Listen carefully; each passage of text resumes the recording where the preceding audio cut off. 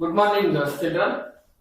ನಿಮಗೆ ಒಂದು ಹೊಸ ಲೆಸನ್ ಈಗ ಮಾಡ್ತಾ ಇರುವಂತದ್ದು ಯಾವುದು ಅಂತ ಹೇಳಿದ್ರೆ, where there is a will there is a way ಎನ್ನುವಂತ ಒಂದು ಹೊಸ ಪಾಠವನ್ನ. ಏನಂಗಂದ್ರೆ where there is a will there is a way ಅಂತ ಹೇಳಿದ್ರೆ, ಮನಸ್ಸಿದ್ದರೆ ಮಾರ್ಗ. Where there is a will, will ಅಂತ ಹೇಳಿದ್ರೆ ಸಂಕಲ್ಪ, ಮತ್ತೆ ಅರ್ಥ ಏನ್ ಬರುತ್ತೆ ಅಂದ್ರೆ ವಿಲ್. ಇಲ್ಲಿ ಬರ್ತೀನಿ ನೋಡಿ, where there is a will, WILL, will ಅಂತ ಹೇಳಿದ್ರೆ ಸಂಕಲ್ಪ. ಆಮೇಲೆ ಮತ್ತಿನೇನು ಅರ್ಥ ಬರುತ್ತೆ ಅಂದ್ರೆ ಇಚ್ಛೆ ಅಥವಾ ಇಚ್ಛಾಶಕ್ತಿ, ಇಚ್ಛಾಶಕ್ತಿ ಅಂತ ಅರ್ಥ ಬರುತ್ತೆ. ಏನೇ ಇದ್ರ ಅರ್ಥ ಫುಲ್ ಹೇಳ್ತೀನಿ. Where there is a will, will ಅಂದ್ರೆ ಸಂಕಲ್ಪ, ಇಚ್ಛಾಶಕ್ತಿ, ಮನಸ್ಸಲ್ಲಿ ಒಂದು ಗುರಿ ಇಟ್ಕೊಳ್ಳೋದು. ನಾವು ಇದನ್ನೇ ಸಾಧಿಸ್ತೀವಿ ಎನ್ನುವಂತ ಒಂದು ಗುರಿ ಇಟ್ಕೊಳ್ತಾರಲ್ಲ ಅದು.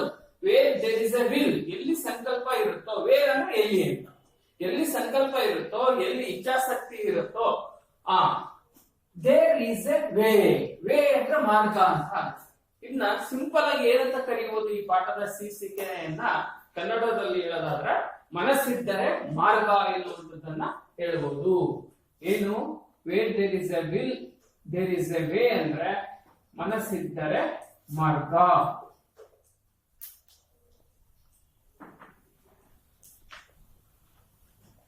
ಈ ನಿಮ್ಮ ಪಾಠದಲ್ಲಿ ಒಂದು ಹೊಸ ಲೆಸನ್ ಅಲ್ಲಿ ಒಂದು ಕೆಲವರು ಅನೇಕ ರೀತಿಯಾದಂತಹ ಸಾಧನೆಗಳನ್ನ ಮಾಡ್ತಾರೆ.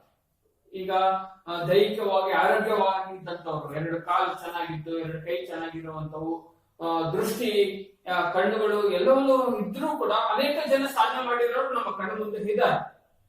ಇಲ್ಲಿ ಈ ನಿಮ್ಮ ಪಾಠದಲ್ಲಿ ಕೆಲವರಿಗೆ ಆ ರೀತಿಯ ದೋಷಗಳು ಇದ್ದಂತವ್ರು ಕೂಡ, ಅದು ಕಾಲಿನ ದೋಷ ಆಗಿರ್ಬೋದು, ಕಣ್ಣಿನ ದೋಷ ಆಗಿರ್ಬೋದು, ಆ ರೀತಿ ದೋಷ ಇದ್ದಂತವ್ರು ಕೂಡ ಅನೇಕ ಸಾಧನೆಗಳನ್ನ ಮಾಡಿದ್ದಾರೆ ಅಂತ ಒಂದು ಪ್ರಮುಖರ ಬಗ್ಗೆ ಇಲ್ಲಿ ತಿಳಿಸಿದ್ದಾರೆ ಈ ಪಾಠದಲ್ಲಿ. Where there is a will there is a way, ಮನಸ್ಸಿದ್ದರೆ ಮಾರ್ಗ. ಒಂದು ಏನಾದ್ರೂ ಉತ್ತಮವಾದ ಸಾಧನೆಯನ್ನ ಮಾಡಬೇಕು ಅಂದ್ರೆ ಫಸ್ಟ್ ಮನಸ್ಸಿರ್ಬೇಕಂತ. ಎಸ್, ನಾನು ಆ ಸಾಧನೆಯನ್ನ ಮಾಡ್ತೀನಿ. ಬರೀ ಮನಸ್ಸು ಅಷ್ಟೇ ಆ ಕನಸನ್ನ ಕಂಡುಕೊಂಡಿದ್ರೆ ಅಷ್ಟೇ ಸಾಲದು. ಅದಕ್ಕೆ ತಕ್ಕಂತ ಒಂದು ಪ್ರಯತ್ನ ಇರಬೇಕು. ಏನಿರ್ಬೇಕು? ಪ್ರಯತ್ನ ಇರಬೇಕು. ಆಗ ಯಶಸ್ಸನ್ನ ಕಾಣೋದಕ್ಕೆ ಸಾಧ್ಯ.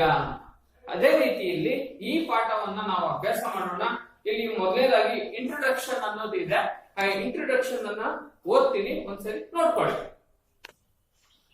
No one is born great. One becomes great. One becomes great by his deeds, willpower, patience, and perseverance. These make a person overcome his or her weaknesses and disabilities to achieve his or her goal. Here are 2 stories of athletes who have achieved their best. In spite of their physical challenges, they were differently abled indeed. Next ಈ ಕಡೆ ನೋಡ್ಕೊಳ್ರಿ. The 1992 Olympics had put Barcelona on the map of the world. Thousands of athletes take part in the games. Why do so many countries send their teams to the Olympics? It is because the Olympics is one of the world's biggest events. It is an honor for any country to send our athletes to make part in these games. It is not success or failure that counts. What matters in participation in the games. The players put in their best efforts to win. They want to set a new record and become the world's best ever. A few among such players have already been victims of accidents. A few others have been victims of diseases. Yet none of these see themselves as disabled. They are eager to show that they are champions in their own fields. One such champion was Wilma Rudolph of the USA. She is popularly known as the Black Gazelle. She had the speed and grace of a deer. ಇಲ್ಲಿ ತನಕ ಇರಲಿ, ಇದರ ಅರ್ಥವನ್ನ ಹೇಳ್ತೇನೆ. ಇಲ್ಲಿ introduction ಅಲ್ಲಿ ನಾನು ಹೇಳ್ತಾ ಇದ್ದೆ, ಇಂಟ್ರೊಡಕ್ಷನ್ ಇನ್ನೊಂದ್ಸರಿ ನೋಡ್ಕೊಳ್ರಿ. ಈ where there is a will there is a way ಎನ್ನುವಂತ ಬಂದಾಗ ಎಲ್ಲಿ ಮನಸ್ಸಿದ್ದರೆ ಮಾರ್ಗ ಅಂತ ಏನು ನಾನು ಹೇಳಿದ್ನಲ್ಲ, ಈ ಪಾಠದ ಹೆಸರು ಏನು? Where there is a will there is a way ಅಂತ ಅಂದ್ರೆ ಮನಸ್ಸಿದ್ದರೆ ಮಾರ್ಗ ಅಂತ. ತಾವು ಮನಸ್ಸಿನಲ್ಲಿ ಯಾವ್ದಾದ್ರು ಒಂದು ಉದಾತ್ತವಾದಂತಹ ಕನಸನ್ನ ಕಟ್ಕೊಂಡಿದ್ರೆ, ಎಸ್ ನಾನು ಡಾಕ್ಟರ್ ಆಗ್ತೀನಿ, ನಾನು ಇಂಜಿನಿಯರ್ ಆಗ್ತೀನಿ, ಅಥವಾ ಲಾಯರ್ ಆಗ್ತೀನಿ, ಅಥವಾ ನಾನು ಶಿಕ್ಷಕ ಆಗ್ತೀನಿ, ಇಲ್ಲ ಒಳ್ಳೆ ಸಿಂಗರ್ ಆಗ್ತೀನಿ, ಗುಡ್ ಸಿಂಗರ್ ಆಗ್ತೀನಿ, ಅದು ಒಂದು ಅಚೀವ್, ಅದು ಒಂದು ಸಾಧನೆ. ಅಥವಾ ಒಬ್ಬ ಒಳ್ಳೆ ಆಟಗಾರ ಆಗ್ತೀನಿ, ಅದು ಕ್ರಿಕೆಟ್ ಆಟಗಾರ ಇರ್ಬೋದು ಅಥವಾ ಬೇರೆ ಆಟ ಇರುವುದು, ಹಾಕಿ ಆಟಗಾರ ಇರುವುದು. ನಮ್ಮ ರಾಷ್ಟ್ರೀಯ ಕ್ರೀಡೆ, ಭಾರತದ ರಾಷ್ಟ್ರೀಯ ಕ್ರೀಡೆ ಹಾಕಿ. ಹಾಕಿಯಲ್ಲೂ ಅಭ್ಯಾಸ ಮಾಡಿ ನಾನು ಫೇಮಸ್ ಆಗ್ತೀನಿ. ಕೆಲವರು ಈ ರೀತಿಯಾದಂತಹ ಒಂದು ಕನಸನ್ನ ಕಟ್ಕೊಂಡು ಜೊತೆಗೆ ಅದೇ ತರ ಒಂದು ಪ್ರಾಕ್ಟೀಸ್ ಮಾಡ್ತಾ ಇದ್ರೆ, ಪ್ರಯತ್ನವನ್ನ ಮಾಡ್ತಾ ಇದ್ರೆ ಸಾಧನೆಯನ್ನ ಮಾಡಬಹುದು ಅಂತ ಈ ಒಂದು ಪಾಠದ ಉದ್ದೇಶ. ಇಲ್ಲಿ ನೋಡಿ, ಇಂಟ್ರೊಡಕ್ಷನ್ ಅಲ್ಲಿ ಹೇಳಿದ್ದಾರೆ, no one is born great. ನೋಡಿ, no one is born great. Born ಅಂದ್ರೆ ಏನು? ಹುಟ್ಟೋದು ಅಂತ, ಜನ್ಮ ತಾಳೋದು ಅಂತ. BORN, Born. ಬಾರ್ನ್ ಅಂದ್ರೆ ಜನನ. ಗ್ರೇಟ್ ಅಂದ್ರೆ GREAT, ಗ್ರೇಟ್ ಅಂದ್ರೆ ಪ್ರಸಿದ್ಧ. ಇಲ್ಲಿ ಹೇಳಿದಾರೆ ನೋಡಿ, no one is born great. ಯಾರೊಬ್ಬರು ಕೂಡ ಹುಟ್ಟುತ್ತಲೇ ಪ್ರಸಿದ್ಧರಾಗಿರೋದಿಲ್ಲ. ಯಾರು ಹುಟ್ಟುತ್ತಲೇ ಪ್ರಸಿದ್ಧರಾಗಿರ್ತಾರ? ಹುಟ್ಟುತ್ತಲೇ ಅವನು ಸಾಧನೆ ಮಾಡ್ಕೊಂಡು ಬಂದಿರ್ತಾನ? ನೋ. ಹುಟ್ಟಿರುವಾಗ ಎಲ್ಲರೂ ಕೂಡ ಮಗುವಾಗೆ ಹುಟ್ಟಿರ್ತಾರ. ಆದ್ರೆ ಬೆಳೀತಾ ಬೆಳೀತಾ ಬೆಳೀತಾ ಅವನ ಪ್ರಯತ್ನ, ಅವನ ಒಂದು ಜ್ಞಾನ, ಅವನ ಒಂದು ವಿದ್ಯೆಯಿಂದ ಅವನೇನಾಗ್ತಾನೆ? ಸಾಧನೆಯನ್ನ ಮಾಡ್ತಾನೆ. ಎಲ್ಲರೂ ಹುಟ್ಟುತ್ತಲೇ ಏನಾಗಿರ್ತಾರೆ? ಮಗುವಾಗೆ ಇರ್ತಾರೆ. ಅದನ್ನೇ ಹೇಳಿರೋದ್ರಲ್ಲಿ, no one is born great. ಹುಟ್ಟುತ್ತಾ ಯಾರು ಕೂಡ ಪ್ರಸಿದ್ಧರಾಗಿರೋದಿಲ್ಲ. ಮುಂದೆ ನೋಡಿ, one becomes great by his deeds, will power, patience and perseverance.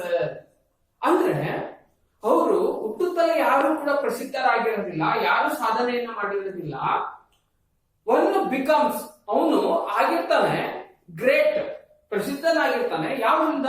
By his. His ಅಂದ್ರೆ ಅವನ. ಡೀಡ್ಸ್, ಡೀಡ್ಸ್, DEEDS, ಡೀಡ್ಸ್ ಅಂತ ಹೇಳಿದ್ರೆ ಕಾರ್ಯಗಳಿಂದ. ಡೀಡ್ಸ್ ಅಂದ್ರೆ ಕಾರ್ಯಗಳು. ಅವನ ಕಾರ್ಯಗಳಿಂದ ಪ್ರಸಿದ್ಧ ಆಗಿರ್ತಾನೆ. Next will power. Will power ಅಂದ್ರೆ ಇಚ್ಛಾಶಕ್ತಿ.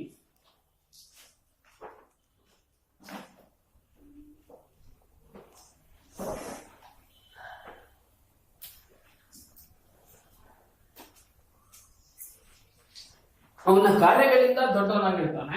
ಅವನ ಇಚ್ಛಾಶಕ್ತಿಯಿಂದ. ಏನು ಇಚ್ಛಾಶಕ್ತಿ? ಎಸ್, ನಾನು ಅದನ್ನ ಸಾಧನೆಯನ್ನ ಮಾಡೇ ಮಾಡ್ತೀನಿ. ಅವನ ಮನಸ್ಸಿನಲ್ಲಿ ಒಂದು ಏಮ್ ಇಟ್ಕೊಂಡಿರ್ತಾನೆ, ಗುರಿಯನ್ನ ಇಟ್ಕೊಂಡಿರ್ತಾನೆ. ಅದು ವಿಲ್ ಪವರ್ ಅಂತ. ಅದಕ್ಕೆ ಪ್ರತಿಯೊಬ್ಬರಿಗೂ ಒಂದು ವಿಲ್ ಪವರ್ ಬೇಕು ಅಂತ ಹೇಳ್ತಾರೆ. ವಿಲ್ ಪವರ್ ಬೇಕು, ಎಲ್ಲರಿಗೂ ಒಂದು ವಿಲ್ ಪವರ್ ಅನ್ನೋದು ಇರ್ಲೇಬೇಕು ಅಂತ. ಏನಂದ್ರೆ ವಿಲ್ ಪವರ್ ಒಬ್ಬೊಬ್ಬರಿಗೂ ಒಂದೊಂದು ರೀತಿ ಇರುತ್ತೆ. ಒಬ್ಬ ಸಿಂಗರ್, ಅಥವಾ ಒಬ್ಬ ಆಟಗಾರ, ಒಬ್ಬ ಲಾಯರ್, ಅಥವಾ ಒಬ್ಬ ಟೀಚರ್, ಒಬ್ಬ ಸೈಂಟಿಸ್ಟ್, ಇಲ್ಲ ಒಬ್ಬ DC ಆಗೋದು, ಅಥವಾ ಒಬ್ಬ ಪೊಲೀಸ್ ಆಫೀಸರ್ ಆಗೋದು, ಇಲ್ಲ ಆರ್ಮಿಯಲ್ಲಿ ಸೇರೋದು. ಇವೆಲ್ಲವೂ ಕೂಡ ಅವರಲ್ಲಿ ಒಂದು ಗುರಿ ಇರುತ್ತೆ. ಒಬ್ಬೊಬ್ಬರಿಗೆ ಒಂದೊಂದು ಗುರಿ ಇರುತ್ತೆ. ಇಲ್ಲಿ ನೋಡಿ, ಅದನ್ನೇ ಹೇಳಿರೋದು, ಹುಟ್ಟುತ್ತಲೇ ಯಾರು ಕೂಡ ಸಾಧನೆಯನ್ನ ಮಾಡಿರೋದಿಲ್ಲ. ಬೆಳೀತಾ ಬೆಳೀತಾ ಅವನ ಕಾರ್ಯಗಳಿಂದ. ಡೀಡ್ಸ್ ಅಂದ್ರೆ ಕಾರ್ಯಗಳು, ವಿಲ್ ಪವರ್ ಅಂದ್ರೆ ಇಚ್ಛಾಶಕ್ತಿ. ನೆಕ್ಸ್ಟ್ ಏನು? ಪೇಷನ್ಸ್, ತಾಳ್ಮೆ.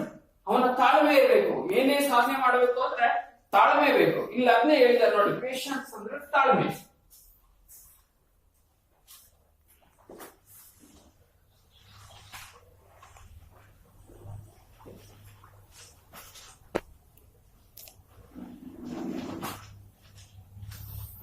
ಪೇಷನ್ಸ್ ಅಂದ್ರೆ ತಾಳ್ಮೆ.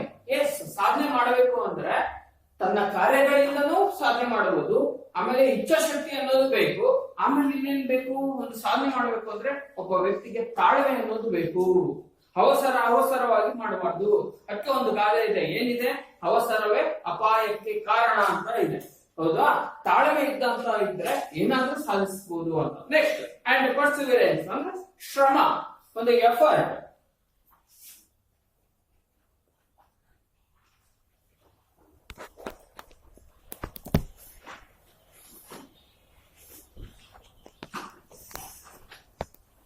ಪರಿಶ್ರಮ, ಪರ್ಸಿವರೆನ್ಸ್ ಅಂತ ಹೇಳಿದ್ರೆ ಪರಿಶ್ರಮ ಬಹಳ ಇಂಪಾರ್ಟೆಂಟ್. ಇದು ಏನಾದ್ರೂ ಸಾಧನೆ ಮಾಡಬೇಕು ಅಂದಾಗ ಇವು 4 ಬೇಕು. ಡೀಡ್ಸ್ ಅಂದ್ರೆ ಕಾರ್ಯಗಳಿಂದ, ವಿಲ್ ಪವರ್ ಅಂದ್ರೆ ಇಚ್ಛಾಶಕ್ತಿ, ಪೇಷನ್ಸ್ ತಾಳ್ಮೆ, ಪರ್ಸಿವರೆನ್ಸ್ ಅಂದ್ರೆ ಪರಿಶ್ರಮ.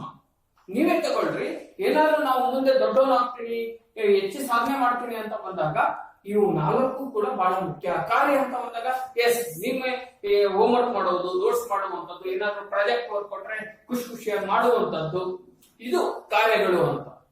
ಅರ್ಥ? ಇಚ್ಛಾಶಕ್ತಿ ಅಂದಾಗ ನೀವು ಒಂದು ಗುರಿ ಇಟ್ಕೊಂಡಿರ್ತೀವಿ, ನಾನು ಏನಾದ್ರೂ ಗುರಿ ಆಗ್ಬೇಕು, ದೊಡ್ಡದಾದ್ಮೇಲೆ ಇದನ್ನೇ ಸಾಧನೆ ಮಾಡ್ಬೇಕು ಅನ್ನುವಂತ ಇಚ್ಛಾಶಕ್ತಿ. ನೆಕ್ಸ್ಟ್ ತಾಳ್ಮೆ ಬೇಕು, ಆಮೇಲೆ ಪರಿಶ್ರಮ ಬೇಕು. ಮುಂದೆ ನೋಡಿ, these make A person overcome is.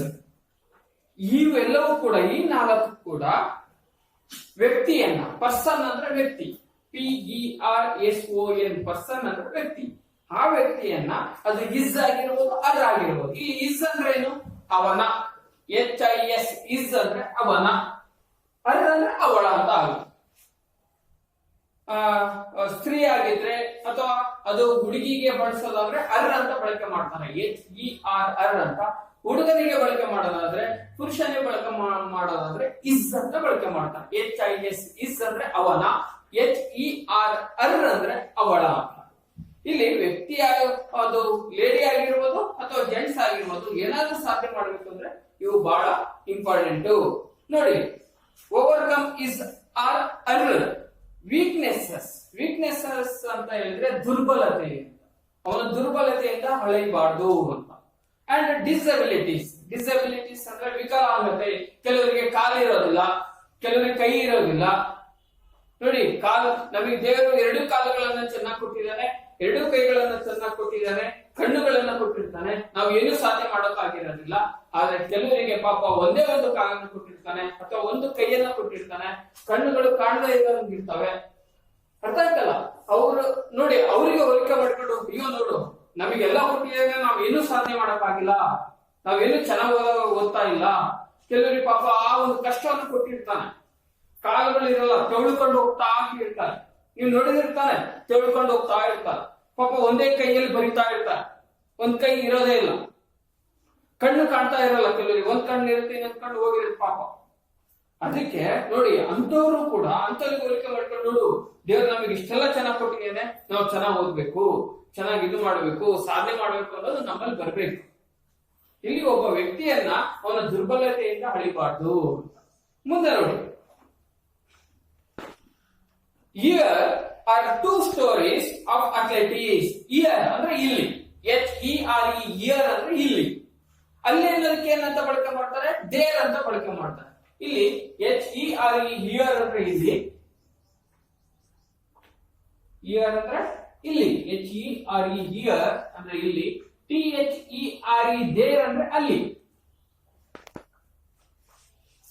ಇಲ್ಲಿ ಅಂದ್ರೆ ಈ ಪಾಠದಲ್ಲಿ ಹೇಳಿದ್ದಾರೆ 2 stories of athletics.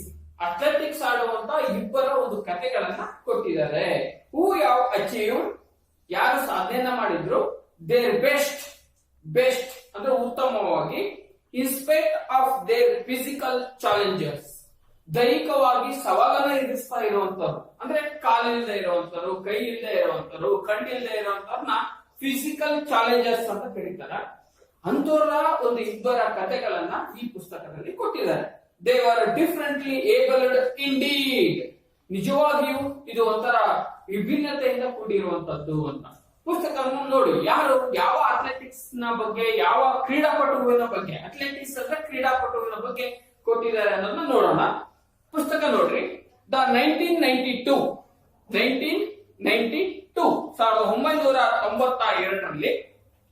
Olympics had put Barcelona on the map of the world. ನೋಡಿ, ಒಲಿಂಪಿಕ್ ಕ್ರೀಡಾಕೂಟ ಅನ್ನೋ ನಡೆಯುತ್ತೆ. ಅದು ವಿಶ್ವ ಮಟ್ಟದಲ್ಲಿ ನಡೆಯುವಂತ ಒಂದು ಸ್ಪರ್ಧೆ. ಆ ಒಂದು ಒಲಿಂಪಿಕ್ ಅಲ್ಲಿ ಏನೇನು ರನ್ನಿಂಗ್ ರೇಸ್ ಇರುತ್ತೆ, ಜಂಪಿಂಗ್ ಇರುತ್ತೆ, ಹೈ ಜಂಪ್ ಇರುತ್ತೆ, ಮತ್ತೆ ಲಾಂಗ್ ಜಂಪ್ ಇರುತ್ತೆ, ಆ ಶೂಟಿಂಗ್ ಇರುತ್ತೆ, ಬಿಲ್ಲು ಬಿಡುವಂತದ್ದು, ಭಾರ ಎತ್ತುವಂತ ಸ್ಪರ್ಧೆ ಇರುತ್ತೆ. ಯಾವುದರಲ್ಲಿ? ಒಲಿಂಪಿಕ್ ಆಟಗಳಲ್ಲಿ ಇವೆಲ್ಲವೂ ಇರ್ತವೆ. ಹೈ ಜಂಪ್ ಅಂದ್ರೆ ಗೊತ್ತಲ್ಲ, ಎತ್ತರದ ಜಿಗಿತ. ಲಾಂಗ್ ಜಂಪ್ ಅಂದ್ರೆ ಉದ್ದ ಜಿಗಿತ. ರನ್ನಿಂಗ್ ರೇಸ್ ಅಂದ್ರೆ ಓಟದ ಸ್ಪರ್ಧೆ. ಭಾರ ಎತ್ತುವಂತ ವೇಟ್ ಲಿಫ್ಟಿಂಗ್ ಅಂತ ಕರೀತಾರೆ.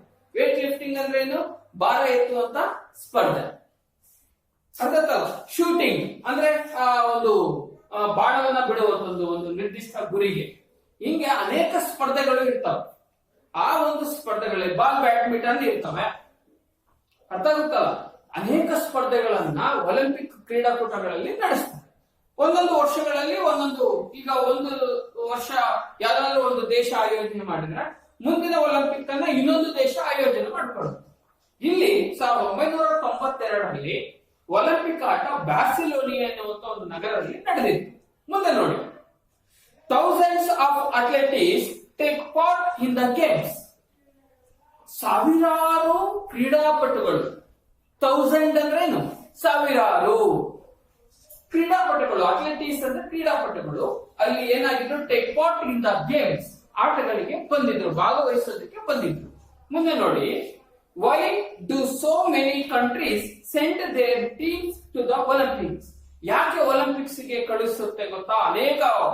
ಒಂದು ವಿಶ್ವದ ಅನೇಕ ರಾಷ್ಟ್ರಗಳು ಆ ಒಲಿಂಪಿಕ್ ಆಟಕ್ಕೆ ತಮ್ಮ ಆಟಗಾರರನ್ನ ಅಲ್ಲಿ ಕಳಿಸುತ್ತೆ. ಯಾಕೆ ಗೊತ್ತಾ ನಿಮಗೆ? ಯಾಕೆ ಅಂತ ಹೇಳಿದ್ರೆ, ಆಯಾ ದೇಶಗಳ ಒಂದು ಕ್ರೀಡಾ ಸಾಧನೆ ವಿಶ್ವ ಮಟ್ಟದಲ್ಲಿ ಹೆಸರಾಗಲಿ ಅಂತ. ಉದಾಹರಣೆಗೆ ನಮ್ಮ ಭಾರತ ದೇಶನೇ ಈ ಎಲ್ಲಾ ಸ್ಪರ್ಧೆಗಳಿಗೂ ಈಜು ಸ್ಪರ್ಧೆನೂ ಇರುತ್ತೆ, ಆದ್ರೆ ಸ್ವಿಮ್ಮಿಂಗ್ ಇರುತ್ತೆ, ಹೈ ಜಂಪಿಂಗ್, ಲಾಂಗ್ ಜಂಪಿಂಗ್ ಇರುತ್ತೆ, ಶೂಟಿಂಗ್ ಇರುತ್ತೆ. ಅರ್ಥ ಆಗುತ್ತಲ್ಲ? ಇವೆಲ್ಲವುಗಳಲ್ಲೂ ಕೂಡ ನಮ್ಮ ಒಂದು ಭಾರತದ ವತಿಯಿಂದ ಕ್ರೀಡಾಪಟುಗಳನ್ನ, ಪ್ಲೇಯರ್ಸ್ ಗಳನ್ನ ಕಳಿಸುತ್ತೆ. ಅಲ್ಲಿ ಏನಾದ್ರೂ ಸಾಧನೆ ಮಾಡಿದ್ರೆ ಬೆಳ್ಳಿ ಪದಕವನ್ನ, ಚಿನ್ನದ ಪದಕವನ್ನ ಗೆಲ್ತಾರೆ. ಅರ್ಥಾತ್ ಆ ರೀತಿ ಅಚೀವ್ ಮಾಡಿದ್ರೆ, ಸಾಧನೆ ಮಾಡಿದ್ರೆ ಭಾರತ ದೇಶ ಅಂತಾರಾಷ್ಟ್ರೀಯ ಮಟ್ಟದಲ್ಲಿ ಅಂದ್ರೆ ವಿಶ್ವ ಮಟ್ಟದಲ್ಲಿ ಒಂದು ಪ್ರಸಿದ್ಧಿ ಆಗುತ್ತೆ, ಫೇಮಸ್ ಆಗುತ್ತೆ. ಆ ಕಾರಣಕ್ಕೋಸ್ಕರ ಭಾರತದ ಹಾಗೆ ವಿಶ್ವದ ಅನೇಕ ರಾಷ್ಟ್ರಗಳು ತಮ್ಮ ಆಟಗಾರರನ್ನ ಅಲ್ಲಿಗೆ ಕಳಿಸುತ್ತಾರೆ. ಮುಂದೆ ನೋಡಿ, it is because the Olympics is one of the world's biggest events. ಯಾಕೆ ಅನೇಕ ದೇಶಗಳು ಕಳಿಸ್ತವೆ ತಮ್ಮ ಆಟಗಾರರನ್ನ ಅಂತ ಹೇಳಿದ್ರೆ, ಇದು ವಿಶ್ವದ ಅತಿ ದೊಡ್ಡ ಕ್ರೀಡಾಕೂಟ. ಹೆಂಗೆ ಶಾಲಾ ಹಂತದಲ್ಲಿ ಹೆಂಗೆ ಪ್ರತಿ ವರ್ಷ ಕ್ರೀಡಾಕೂಟವನ್ನ ಆಯೋಜನೆ ಮಾಡ್ತಾರೆ, ಹೌದಾ? ವಲಯ ಮಟ್ಟದಲ್ಲಿ ಕ್ರೀಡಾಕೂಟ ಅಂತಾಗ ನೀವು ಖೋ ಖೋ, ಕಬಡ್ಡಿ, ರನ್ನಿಂಗ್ ರೇಸ್ ಆಡೋದಕ್ಕೆ ಹೆಂಗೆ ವಲಯ ಮಟ್ಟಕ್ಕೆ ಹೋಗ್ತಿರ್ತಾನೆ ಶಾಲಾ ಮಟ್ಟದಲ್ಲಿ, ಹಂಗೆ ಇದು ವಿಶ್ವ ಮಟ್ಟದ ಒಂದು ಸ್ಪರ್ಧೆ ಇದೆ ಒಲಿಂಪಿಕ್ ಆಟ ಎನ್ನುವಂಥದ್ದು. ಅರ್ಥ ಆಯ್ತಾ? ಮುಂದೆ ನೋಡಿ, it is on honour for any country to send our athletes to take part in these games. It is not success or failure that counts. ನೋಡಿ, ಈ ರೀತಿಯಾಗಿ ಒಂದು ವಿಶ್ವದಲ್ಲಿ ಒಂದು ಪ್ರಸಿದ್ಧ ಆಗಿರುವಂತ ಈ ಕ್ರೀಡಾಕೂಟ ಯಾವುದು ಅಂದ್ರೆ ಒಲಿಂಪಿಕ್ ಆಟ. ಇದಕ್ಕೆ ತನ್ನ ದೇಶದ ಒಂದು ಆಟಗಾರರನ್ನ ಕಳಿಸಿದ್ರೆ ಏನಾಗುತ್ತೆ? ವಿಶ್ವ ಮಟ್ಟದಲ್ಲಿ ಆ ದೇಶಗಳ ಕೀರ್ತಿ, ಒಂದು ಹೆಸರು ಪ್ರಸಿದ್ಧಿ ಆಗುತ್ತೆ, ಅದಕ್ಕೆ ಕಳಿಸುತ್ತೆ. ಇದರಲ್ಲಿ ಭಾಗವಹಿಸಿಕೆ ಮುಖ್ಯ ಆಗುತ್ತೆ ಹೊರತು ಕೆಲವು ಸಕ್ಸಸ್ ಆಗ್ಬೋದು, ಸಕ್ಸಸ್ ಅಂದ್ರೆ ಯಶಸ್ಸಾಗ್ಬೋದು, ಗೆಲ್ಬಹುದು, ಕೆಲವರು ಸೋಲ್ಬಹುದು. ಆದ್ರೆ ಸೋಲು ಗೆಲುವು ಮುಖ್ಯ ಅಲ್ಲ. ಮುಖ್ಯವಾಗಿ ಕ್ರೀಡೆಯ ಉದ್ದೇಶ ಏನು ಅಂದ್ರೆ ಭಾಗವಹಿಸುವುದು ಮುಖ್ಯ, ಪಾರ್ಟಿಸಿಪೇಟ್ ಮುಖ್ಯ. ಅರ್ಥ ಆಗುತ್ತಲ್ಲ? ಸೋಲು ಗೆಲುವು ಸೆಕೆಂಡರಿ, ಅಥವಾ ಇವತ್ತು ಸೋಲ್ಬಹುದು ಆದ್ರೆ ನಾಳೆ ಏನಾಗುತ್ತೆ? ಗೆಲ್ಬಹುದು. ಅರ್ಥ ಆಗುತ್ತಲ್ಲ? ಈ ರೀತಿಯಾಗಿ ಏನಾಗುತ್ತೆ ಅಂತ ಹೇಳಿದ್ರೆ ನಮ್ಮ ಒಲಿಂಪಿಕ್ ಆಟದ ಒಂದು ಸಂಕೇತ ಏನಂದ್ರೆ 5 ಬಳೆಯ ಒಂದು ಸಂಕೇತ. ಇದು ವಿಶ್ವ ಮಟ್ಟದಲ್ಲಿ ಆಗುತ್ತೆ. ಇವತ್ತು ಈ ವರ್ಷ ಭಾರತ ದೇಶದಲ್ಲಿ ಇಟ್ಕೊಂಡಿದ್ರೆ ಮುಂದಿನ ವರ್ಷ ಇನ್ನೊಂದ್ ಯಾವ್ದೋ ದೇಶ ಇಟ್ಕೋಬಹುದು, ಶ್ರೀಲಂಕಾ ಇಟ್ಕೋಬಹುದು, ಇನ್ನೊಂದ್ಸರಿ ಅಮೆರಿಕ ಇಟ್ಕೋಬಹುದು, ಇನ್ನೊಂದ್ಸರಿ ಇಂಗ್ಲೆಂಡ್ ಇಟ್ಕೋಬಹುದು. ಹಿಂಗೆ ಒಂದೊಂದು ದೇಶ ಆಯೋಜನೆ ಮಾಡ್ತವೆ. ಅಲ್ಲಿ ಎಲ್ಲೆಲ್ಲಿ ಬೇರೆ ದೇಶಕ್ಕೆ ಆಯೋಜನೆ ಮಾಡಿದಾಗ ಇವನ್ನ ಅಲ್ಲಿಗೆ ಕಳಿಸ್ಬೇಕು ಅಂತ. ಇದು ಬಹಳ ಮುಖ್ಯ. ಒಲಿಂಪಿಕ್ ಆಟದಲ್ಲಿ ಸೋಲು ಗೆಲುವು ಮುಖ್ಯ ಅಲ್ಲ, ಭಾಗವಹಿಸೋದು ಮುಖ್ಯ ಎನ್ನುವಂಥದ್ದು. ಇಷ್ಟಿರ್ಲಿ. ಇನ್ನು ಮುಂದಿನ ತರಗತಿಯಲ್ಲಿ ನಾವು ಅಭ್ಯಾಸವನ್ನ ಮಾಡೋಣ.